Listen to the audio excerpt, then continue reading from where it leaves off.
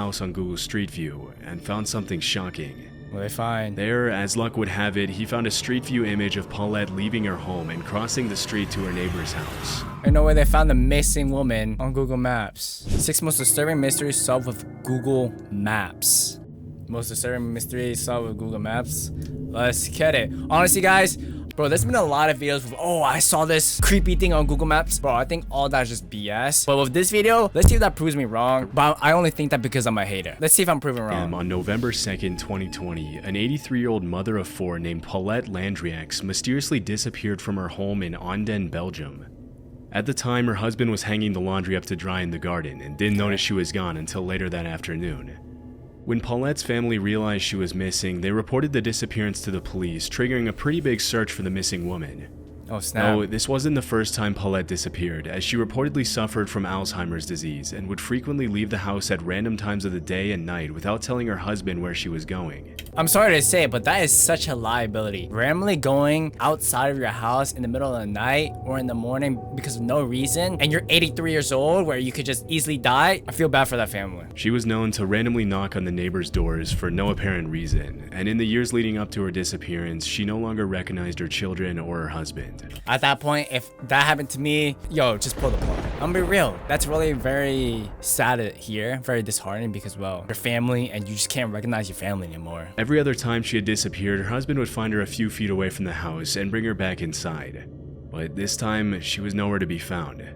During the search, 50 police officers and several search and rescue dogs were deployed to the area, along with multiple thermal vision helicopters and an entire fleet of drones. Bro, this is like this force that's being given this task to find that grandma. Feels like some GTA 5-star wanted criminal. But even with all these resources at their disposal, the local police department failed to find any relevant clues leading to Paulette. Bro, what? After several weeks, the search was called off, and the family assumed that she had fallen into the Meuse River, which ran near her home. In October of 2022, just as the police department was about to close the file, one investigator was searching for Paulette's house on Google Street View and found something shocking. What? There, don't tell me she's just randomly there. As luck would have it, he found a Street View image of Paulette leaving her home and crossing the street to her neighbor's house. No way. I'm gonna prove this. I don't believe this, so I gotta see this for myself. Okay, so 49 Rue Ripe. Okay, and blah blah. 49 Red Ande Rahania. Let's see if we turn it, we see the old lady. I'm a hater. I'm actually terrified. 3, 2, 1. Huh? See what I mean, y'all? Oh my gosh. I've just been proven wrong. But that's only one of the cases we're seeing today. No. We gotta get through all the cases. View image of Paulette leaving her home and crossing the street to her neighbor's house. The case was immediately reopened, and police were once again deployed to the area, where they found the body of Paulette lying at the bottom of a hill directly below the neighbor's garden. Oh my god. After the autopsy was performed, it was determined that the woman had fallen from an unenclosed section of the garden and died shortly after. Oh man. Her final moments eerily being caught by the passing Google Street View car as she walks to her death, likely in another wave of confused state caused by her Alzheimer's disease. Bro, people like Geobolt, this guy right here, professional Google Maps player, would be like the best candidate for an FBI, like or a detective. One thing that's hard to understand is how the police failed to see her with their drones and helicopters the first time. But at least now the family can find closure knowing what happened to Paulette, even if it comes with this eerie last image of her ever being seen alive. If you visit the location on Google Maps today, you'll find the image has been overwritten by a more up-to-date view of the town. But we saw with the older dates right here from November 2020, this is actually wild. That is actually pretty scary. Hold up. And that's pretty recent too. In July 2011, 2 armed individuals broke into an empty house in an otherwise peaceful suburb of Oklahoma City. With a house full of valuables for them to steal and nobody there to stop them, the 2 got to work. But unfortunately for them, the looting spree was much more short-lived than they had hoped. How so? A few minutes later, the homeowner returned and walked in on the 2 of them looting her house. Oh my gosh. Instead of fleeing with the valuables they had already stolen, they held her at gunpoint as they continued to ransack her home. This went on for over an hour, and during the traumatizing incident, the woman recalled thinking they were going to shoot her before leaving. Fortunately, the robbers eventually left the house without physically harming the woman. Honestly, that's all that matters, bro. It's very unfortunate she lost her stuff, but like, taking lives during a robbery, bro, one of the worst things. Because y'all don't understand, once your life is over, he ain't coming back. Like, After the armed robbery, she refused to reveal her identity to the press out of fear that the thieves would retaliate. The woman later reported the incident to the cops, but with no witnesses and an absence of solid leads, the case eventually went cold, and the woman lost hope that the two criminals would ever be found. Wait, don't tell me However, Google Maps. 3 years later, the case took an unexpected turn. On a day in July 2014, the woman's neighbor was looking at her street using Google Maps Street View when she noticed an image of two men casually strolling down the street who perfectly matched the description the victim had given her of the criminals. Immediately, she texted the woman, who confirmed that the two men captured by the Street View van that happened to be mapping out the neighborhood on the day of the robbery were indeed the same two men who had robbed her.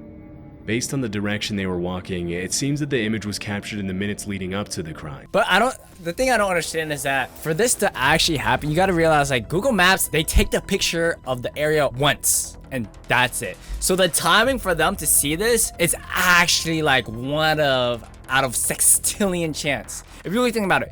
So it's just crazy enough the Google Maps van or whatever they use to take the pictures just happened to be there. Ain't that crazy when you really think about it? Unfortunately, because the two men's faces are obscured by the grainy quality of the image and Google's software that automatically blurs pedestrians, the cops haven't been able to track the men down.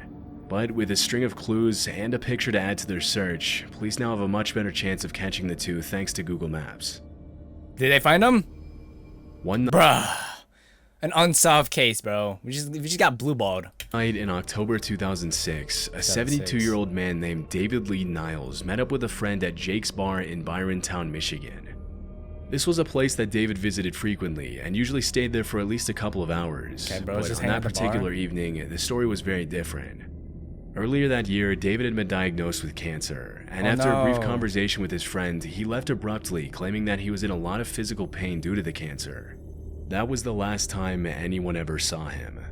When his family failed to get in touch with him, they reported him missing to the police, leading to a statewide search that ultimately led nowhere, as the cops couldn't find any clues as to where David could have gone. I'm a hater. Yo, these damn useless ass cops, bro. I don't even think I put the grammar right. These cops are so damn useless. Come on, bro. Yo, y'all have all the technologies. You got AI nowadays, freaking thermal helicopters, and we can't find this person, bro. Come on! Freaking hell. In 2011, 5 years after his disappearance, his family lost hope and accepted the idea that David was gone. Yo, there's no way Google Maps saves the day. Like that second case we saw where we saw like this. Blurs pedestrians. Come on, bro. The case went completely cold until almost a decade later when a new twist shed light on David's disappearance. This is the same pattern. Person goes missing, they call it cops, cops can do shite, and decades later, something happens, bro. One morning in November 2015, Brian Hausman, an employee of the Cook Funeral Home in Byron County, was decorating the company Christmas tree outside. When he got to the top of the tree on his lift to put up the star, he noticed something in the adjacent pond that looked like a submerged car. Immediately, he called the police. No way. And using Google Maps from a bird's eye view, they were able to see the same outline that was described. A dive team was deployed to the area, who confirmed that there was in fact a car at the bottom of the pond. Later that morning, a wrecking crew pulled out the vehicle for the police to inspect. Inside the vehicle, the cops found the skeletal remains of a man, along with a wallet belonging to David Lee Niles. After it was confirmed that the skeletal remains were his, David's family members finally found some closure. Still, the case remains a mystery, as it's unknown what exactly happened to him. Even before his cancer diagnosis, David was known to have severe depressive episodes, and things understandably got a lot worse for him after he found out about the illness. Oh my gosh, that's so unfortunate. Wait, hold up. Can we see this exact thing on Google Maps? Hold up. Oh my gosh, I found out the thing. I found out actually the exact thing. So if you take a look here, this is the same thing. Maybe it's like updated, because I don't really see. I mean, you have these two eyes looking things, but like maybe it was probably definitely updated for sure. We have the historical imagery as you see right here. Let's take a look. All right, take a look. 2016. If we do one more, we might see the car. I could see something right here. It could be it. And not gonna lie, yo guys, I'm not the typical YouTuber that be like, oh my gosh, I see right here. Like, bro, I'm not gonna overreact and like gas it, but like that's pretty scary. I ain't gonna lie with you. The police to inspect belongs to David's. It's at least in 90 for sure. In the 80s and 90s, Joaquino Gamino was one of Italy's most wanted gangsters. He operated within a Sicilian mafia clan in Agrigento that was embroiled in a feud with Cosa Nostra, Sicily's main mafia network. He was first arrested in 1984 for murder and various other mafia-related crimes, but was later released shortly after. In 1998, he was arrested again in Barcelona, only this time he was sentenced to life in prison. Honestly, I ain't gotta comment on the mafia because I don't want them to come after me. Y'all have a good day. After serving 4 years of his prison sentence at a prison in Rome, he managed to escape in 2002 during a commotion at the prison. Following his escape, he immediately relocated to a town near Madrid, Spain, and changed his name to Manuel Mormino.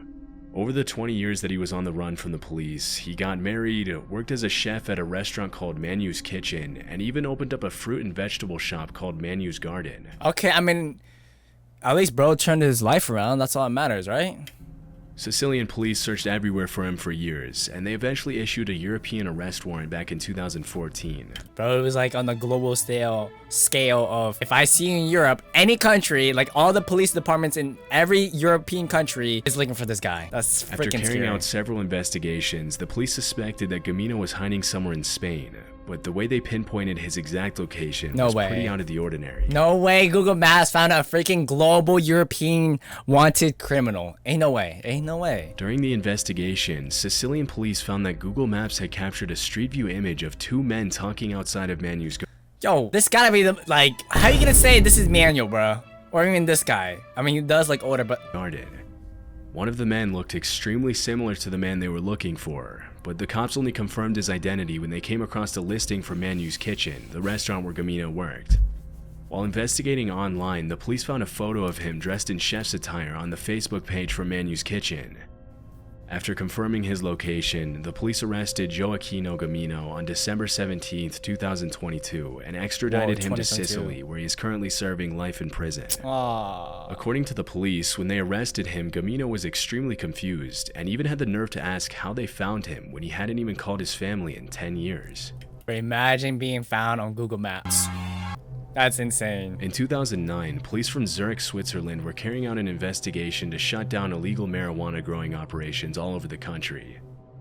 At some point in the investigation, they used Google Earth to locate the addresses of two farmers who they suspected of being part of an illegal marijuana operation, and that's when one of the detectives found something interesting. What'd you find? As he was scanning the area on Google Earth, he noticed an unusual change in the pattern of the fields around Rapperswil in the northeastern state of Thurgau. Bro, that's actually really impressive to see, like look, how the hell are we supposed to see anything? You know what, actually shout out to my police and detective department, because how the hell are you gonna say, oh, you know what, right here, grid slot and 2-3 ABC is different from a year later, you know what I mean? Pattern of the field. He saw what appeared to be a cannabis plantation that measured more than 2 acres and was hidden inside a cornfield right next to one of the farmers' houses.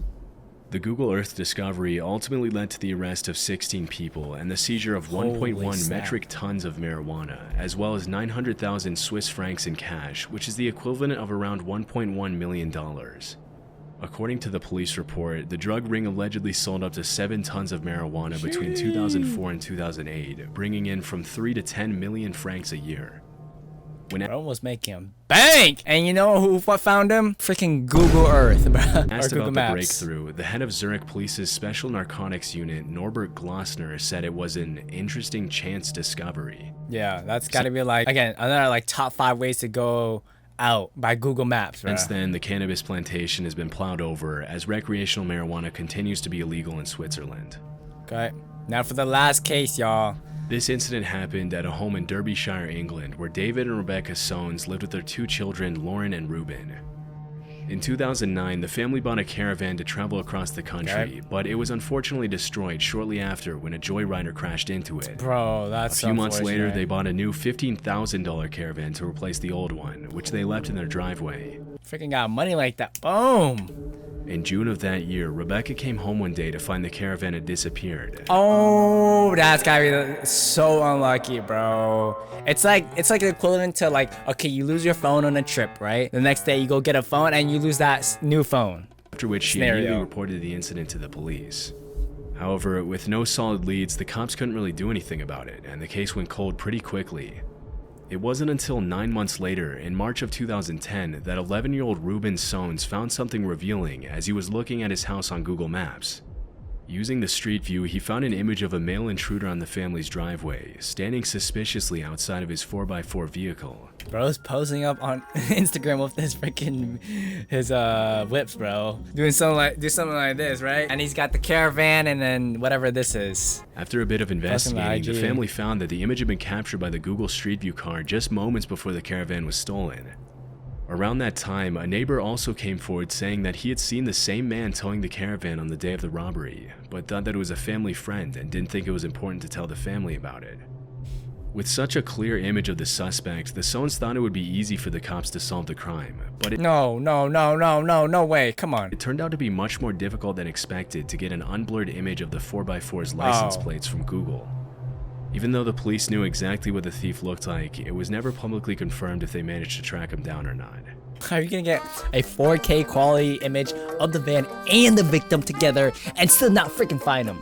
Yo, the police is corrupt, yo. I swear. And there you guys have it, 6 of the most terrifying mysteries and crimes solved by Google Maps. If you guys want to see more content like this, please leave it here, bro. This video is pretty damn interesting for sure.